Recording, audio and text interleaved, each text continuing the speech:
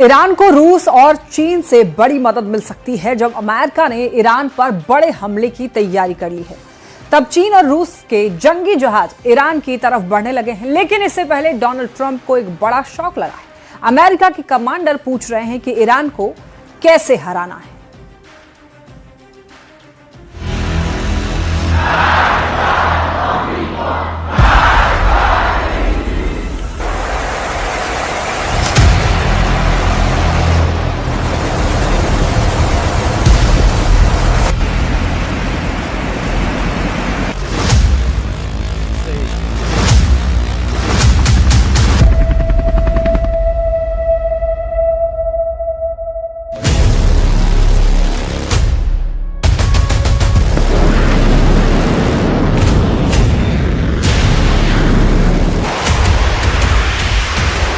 आग बहुत ज्यादा है। इरादा समंदर में सबसे बड़ी टक्कर का है। ईरान हॉर्मुज़ के गलियारे में ललकार रहा है।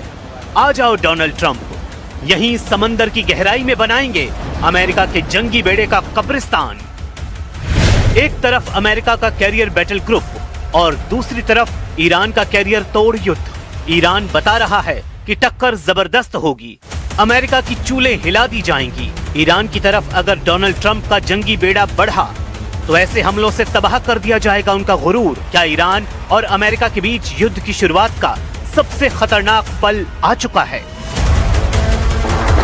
ईरान ने 24 घंटे के अंदर कुछ ऐसे फैसले किए हैं जिसके अंगारे डोनाल्ड ट्रंप और बेंजामिन नेतन्याहू के प्लान को राख में तब्दील कर सकते हैं। ईरान अब अमेरिका से डॉलर वाला बदला लेने की फिराक में है। वो पूरे यूरोप की अर्थव्यवस्था को भी खत्म करने की तैयारी कर चुका है। क्या ईरान खाड़ी में हॉर्मुज़ के समुद्री गलियारे में बैरिकेड लगाने जा रहा है? क्या हॉर्मुज़ के समुद्री गलियारे में कर्फ्यू लगाकर ईरान तेल की आवाजाही रोक देगा? क्या दुनिया के सबसे बड़े चोकिंग पॉइंट पर कब्जा करके ईरान अमेरिका की गर्दन पकड़ने में कामयाब होगा? ईरान में रेवोल्यूशनरी गार्ड्स के सबसे बड़े कमांडर ने हॉर्मुज़ का जायजा लिया है। जनरल कासिम सुलेमानी वाला ओहदा संभालने वाले मेजर जनरल मोहम्मद पाकपूर ने इरादा बता दिया है। ईरान अब खाड़ी में अमेरिका को हराने के लिए पूरी तरह तैयार है। دیژ مستحکم رو تا دور جزیره‌مون ایجاد کردیم. خیلی خیلی خوبه. خیلی عالیه.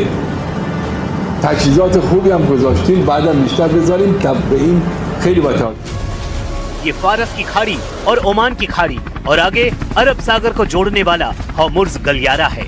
और यहाँ पर ईरान की नेवी ने बता दिया है कि वो इस इलाके में ऐसा बैरिकेड लगाएगी कि ट्रंप के युद्ध की हवा निकल जाएगी। हॉर्मुज़ का समुद्री गलियारा पूरी दुनिया की अर्थव्यवस्था की गर्दन है और यहाँ ईरान का कब्जा डोनाल्ड ट्रंप की कुर्सी तक हिला सकता है। ये तेल और गैस के खजाने पर बैठे अरब देशों को तबाह कर सकता है और इसलिए ईरान के सर्वोच्च नेता अली खामेनेई भी कह चुके हैं कि इस बार ये जंग क्षेत्रीय युद्ध में तब्दील हो जाएगी। जंगी रो मेंदज़न इन जंग मंतिक़ी ख़वाहद। हॉर्मुज़ में आग का ट्रेलर दिखाकर ईरान डोनाल्ड ट्रंप को वार्निंग दे रहा है। यहाँ ईरान के मिसाइल अड्डे हैं। ईरान की फास्ट बोट जानती हैं कि अमेरिकी नौसेना का कैसे शिकार किया जाए। धमकी सीधे अमेरिका के मुंह पर दी जा रही है, लेकिन इन खतरों से बहुत अच्छी तरह वाकिफ डोनाल्ड ट्रंप युद्ध पर अड़े हुए हैं और दावा है कि ईरान इस बार बख्शा नहीं जाएगा। Sir, on Iran, the Supreme Leader today said that U.S. attack could spark a regional war. Giving you response to that? Why wouldn't he say that? Of course, you're going to say that. But we have the biggest, most powerful ships in the world over there, very close. A couple of days, and hopefully we'll make a deal. If we don't make a deal, then we'll find out whether or not. Donald Trump की धमकियों के बीच Iran ने अपने सबसे मजबूत मोर्चे को active कर दिया है।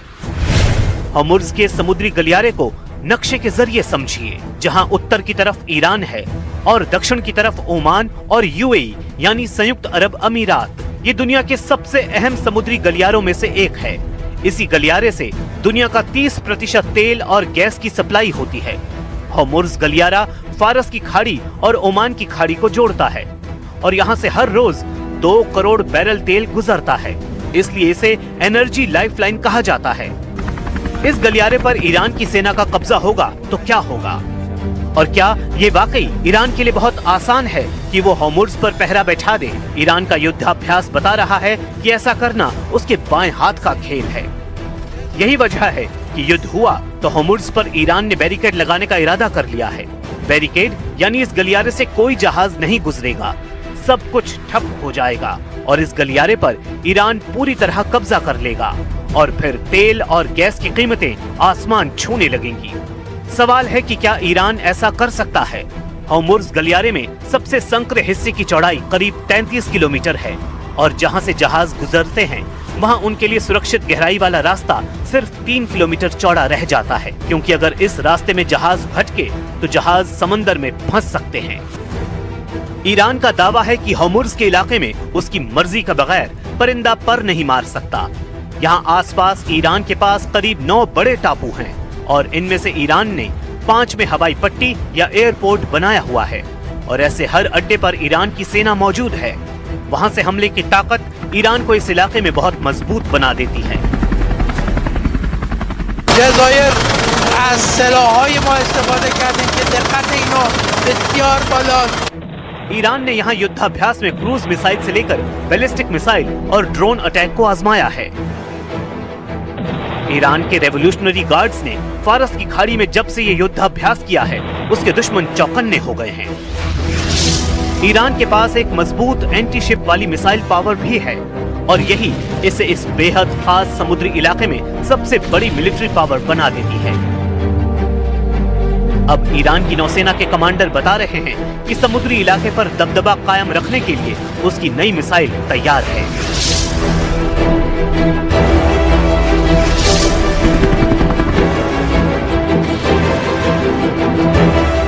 رو در خلیج فارس برای اولین بار استفاده کردیم که برد آن به طول خلیج فارس. یعنی چقدر؟ یعنی به طول خلیج فارس. یعنی در واقع بیش از طول خلیج فارس. بیش از طول خلیج فارس. حالا برن تحقیق کنن چقدر خلیج فارس طوله. یعنی هر جای خلیج فارس هدفی داشته باشیم. شما خلیج فارس 1375 کیلومتر بیش از طول خلیج فارس.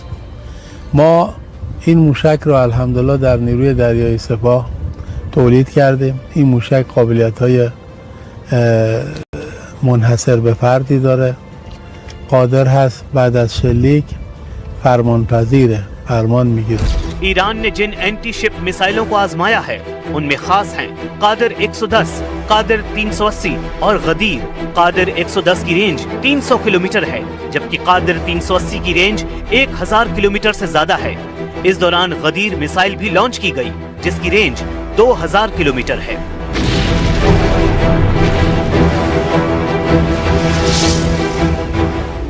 ईरान का मैसेज साफ है कि उसके समुद्री इलाके से दुश्मन कम से कम 2000 किलोमीटर दूर रहे, नहीं तो वो उसका जहाज डुबोने से हिचकेगा नहीं, चाहे वो स्ट्रेट ऑफ होर्मुज़ हो, फारस की खाड़ी हो या फिर ओमान की खाड़ी।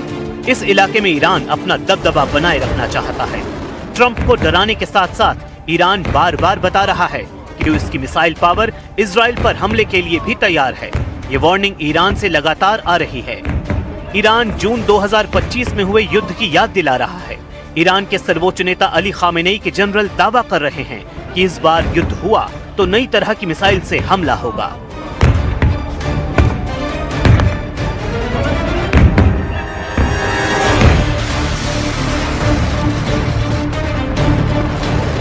ईरान की नई मिसाइल, ज्यादा रेंज, बड़ा वॉरहेड, ट्रैकिंग मुश्किल।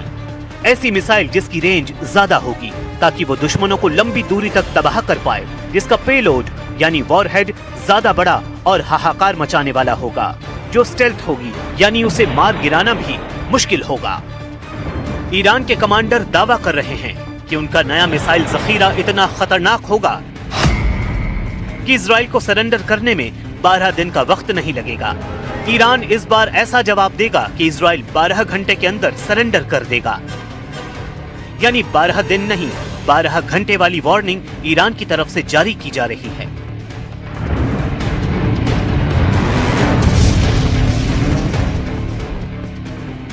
इजराइल के प्रधानमंत्री बेंजामिन नेतन्याहू भी जानते हैं कि इस वक्त खामेनेई का इरादा क्या है और अगर ईरान पर हमला किया गया तो वो काउंटर अटैक किस लेवल का होगा, इसलिए इजराइल में ईरान की मिसाइल पावर को लेकर सायरन बजना शुरू हो गया है।